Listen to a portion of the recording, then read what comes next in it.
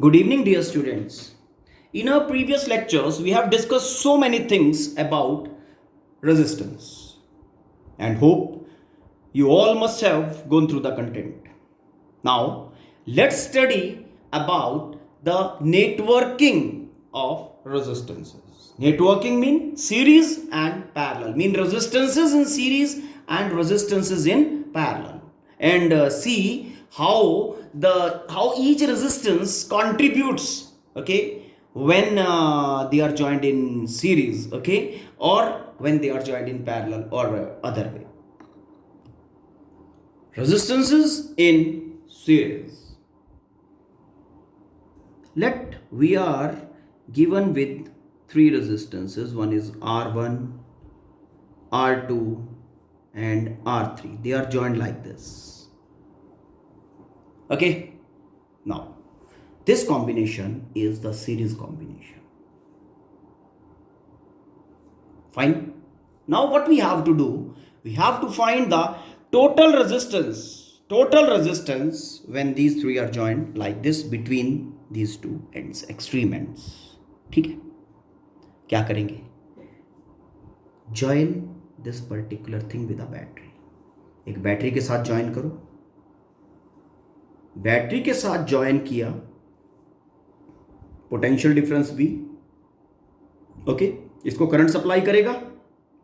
मान लिया current I is supplied to this network of three resistances. ठीक है, when they are joined like this, what I have done, मैंने potential difference लगाया between the ends, V potential difference apply किया. उस V potential difference ने इसके अंदर कितना, नेटवर्क के अंदर कितना करंट फ्लो करवाया, I. ठीक है, अब बेसिकली मुझे करना क्या है, मुझे एक ऐसा सिंगल रेजिस्टेंस निकालना है इन तीनों के कॉरस्पॉन्डिंगली. एक ऐसा सिंगल रेजिस्टेंस निकालना है जहां when the same potential difference is applied, okay, that is able to give a rise to same current जितना प्रीवियस सिचुएशन में दे रहा था. ठीक, if the things are happening like this, then this single resistance और ये तीनों resistances same होंगे. Okay, मतलब ये अकेला रेजिस्टेंस, ओके, इन तीनों के बराबर होगा. समझ में आया? ठीक है. Okay, what I have to do, I have to calculate a single value of resistance, okay, through which the same potential difference applied is able to give a rise to the single value of current. When the same value of current will be, passing or will be given a rise, तो ये वाला resistance और ये तीनों बराबर होंगे. दोनों situations को करते हो अब इक्वेट. ठीक है, let us see how the things are happening. चलो, अब क्या है, अब यहां पे जो सबसे पहली एनालिसिस ये है कि बैटरी ने कितना करंट डिलीवर किया, आई. इस रेजिस्टेंस के थ्रू कितना करंट पास कर रहा है, करंट के पास कोई दूसरा रास्ता है, आंसर इज नो. करंट इसी रास्ते से जा रहा है. ठीक, रेजिस्टेंस में से पास करेगा, एनर्जी थोड़ी सी उसकी कम होगी, लेकिन बैटरी फिर से रिफ्रेश उसको करती रहेगी. तो battery is maintaining the value of current I. तो current passing through this resistance I, through this resistance I, through this resistance I, and same is the current delivered by the battery. तो series network का ये character है. Okay, this is special thing about series network कि current passing through all the resistances in the network is same and is equal to current delivered by the battery. Current delivered by the battery. Okay? Now, as the current passing through each resistance is same as is delivered by the battery. So current passing through this resistance I, तो potential difference across the first resistance, potential drop across the first resistance V1 is equal to IR1, Ohm's law, IR1. Okay, now current passing through second resistance is I, and potential drop across the second resistance V2 is equal to IR2. Okay, now current passing through R3, I, potential drop across third resistance V3 is equal to IR3. Yes, now all three are joined in series. Already I told you कि whatever potential difference is applied across the series network, yes, sum of all the potential drops in the series network, sum of all the potential drops in the series network is equal to total potential difference applied. Okay, so I have applied the same thing. क्योंकि resistances को series में join किया गया, तो total potential difference applied should be equal to all the potential drops in the series network.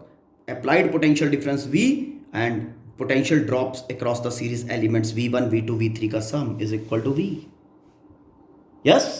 Now, from this network, if this RS is the total resistance, equivalent resistance of R1, R2 and R3 when they are joined in series like this, okay? Or that already I told you. Okay, this resistance and these three will be equivalent. Kab? On the application of same potential difference, the same current should be flowing through the situation. Okay, तभी ये अकेला इन तीन के बराबर होगा. तो applying Ohm's law to this situation, V is equal to current passing is I, resistance is RS. Okay, now placing this value of V1, V2, V3 and V in this equation.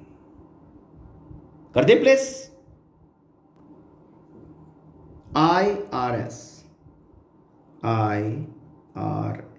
is equal to IR1, IR2, IR3. Okay, solving this, RS we are getting as R1 plus R2 plus R3.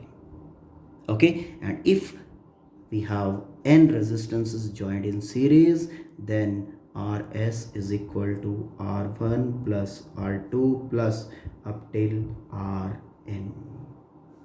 This is for n resistances. Okay, and this is for 3 resistances, whatever case जो हमने case consider किया बेटा. Hope this is clear. अब यहां से एक चीज और बता देते हैं आपको कि सीरीज में रेजिस्टेंसेस को हम तभी ज्वाइन करते हैं, ध्यान से सुनना, कि देखो R1, R2, R3 ये 3 रेजिस्टेंसेस मुझे गिवन है. अगर इन 3 रेजिस्टेंसेस को ज्वाइन करके मुझे maximum value of resistance create करना है, जो किसी और तरह के नेटवर्क में पॉसिबल ही नहीं है. ओके, तो हम इनको सीरीज के अंदर ज्वाइन कर देंगे.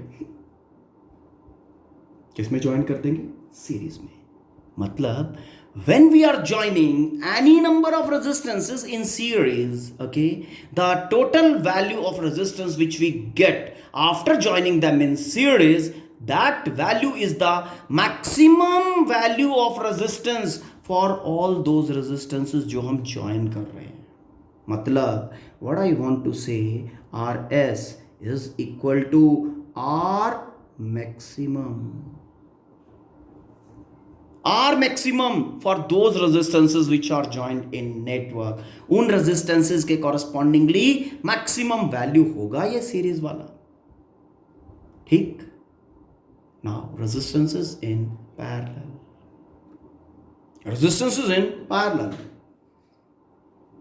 Let we are given with three resistances, R1, R2, R3.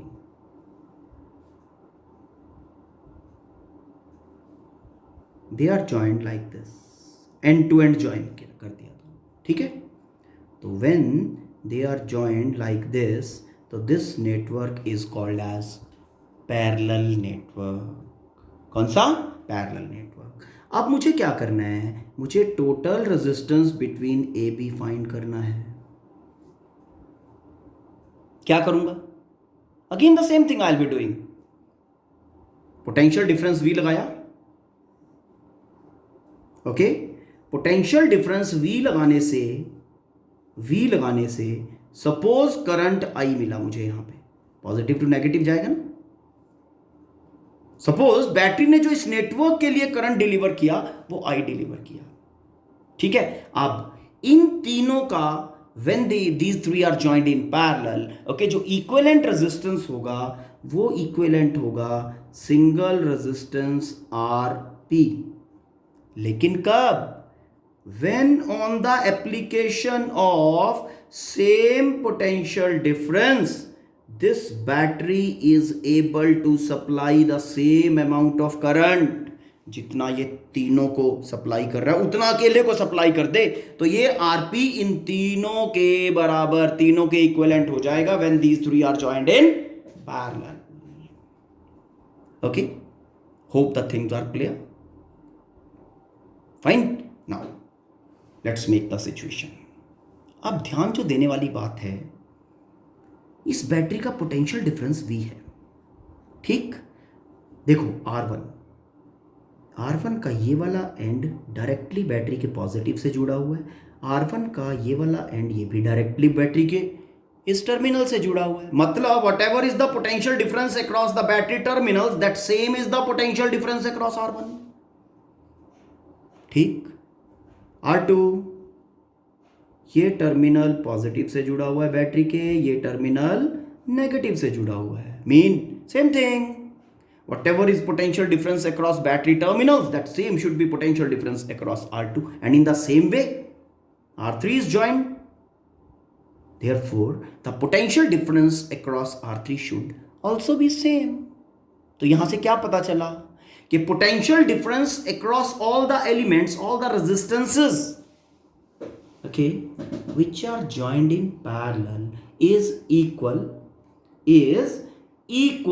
and is equal to potential difference applied across the parallel networks of the resistances, okay।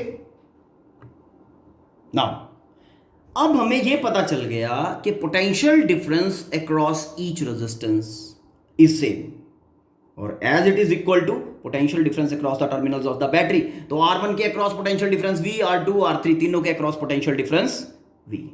अब जब यहां से करंट आई गया बेटा, यहां तक करंट आई जाएगा, आई के तीन पार्ट्स हो जाएंगे। जो रेजिस्टेंस, क्योंकि पोटेंशियल डिफरेंस तीनों के अक्रॉस सेम है ना, जिस रेजिस्टेंस का वैल्यू बड़ा होगा, the resistance which will be having bigger value, okay, ठीक, उसमें से कम करंट जाएगा, और जिस रेजिस्टेंस का वैल्यू कम होगा, the resistance which will be having smaller value, उसमें से ज्यादा करंट जाएगा, क्योंकि सेम पोटेंशियल डिफरेंस है ना। आई, इसमें से मान लिया करंट गया I1, इसमें से करंट गया I2, इसमें से करंट गया I3। क्या हुआ? ये I करंट इस नोड तक आया, यहां से वो तीन पार्ट्स में डिवाइड हो गया। इसका मतलब क्या होगा? I is equal to I1 plus I2 plus I3, क्योंकि I ही तो तीन पार्ट्स में डिवाइड हुआ, okay. Now let's write value of I1, I2 and I3। अब I1 का वैल्यू कितना होगा? Potential difference across resistance V by R1, okay. Now I1 is equal to V by R1। Current passing through second resistance V by R2, I2 current है ना, resistance is R2, potential difference is V, fine. Potential difference across third resistance is V, resistance is R3, current passing through I3. Yes, ठीक है. अब इस network से RP हमने कहा कि let RP is the equivalent resistance of these three when they are joined in parallel. Okay, तो अब आरपी हमने कहा सेम पोटेंशियल डिफरेंस अप्लाई कर दें तो करंट सेम जाए. अब ये आई, वी और आरपी के लिए आई का वैल्यू लिख लो. I is equal to V over R P. Done यहां तक. अब बड़ा सिंपल जो मैंने बताया था कि इस जंक्शन तक करंट आई आ रहा है और वो करंट 3 पार्ट्स में डिवाइड हो गया. तो I should be equal to I1 plus I2 plus I3 applying.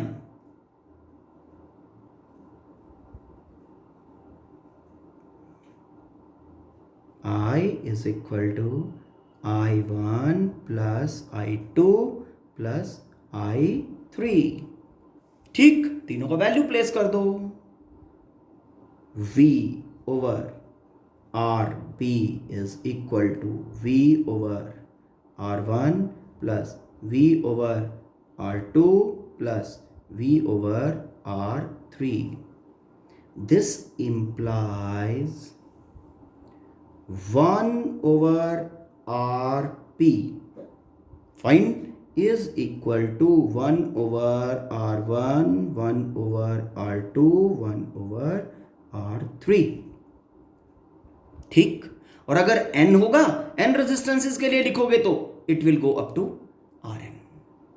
Hope you have understood. Now reverse का सम होता है. ठीक. और वन थिंग मोर,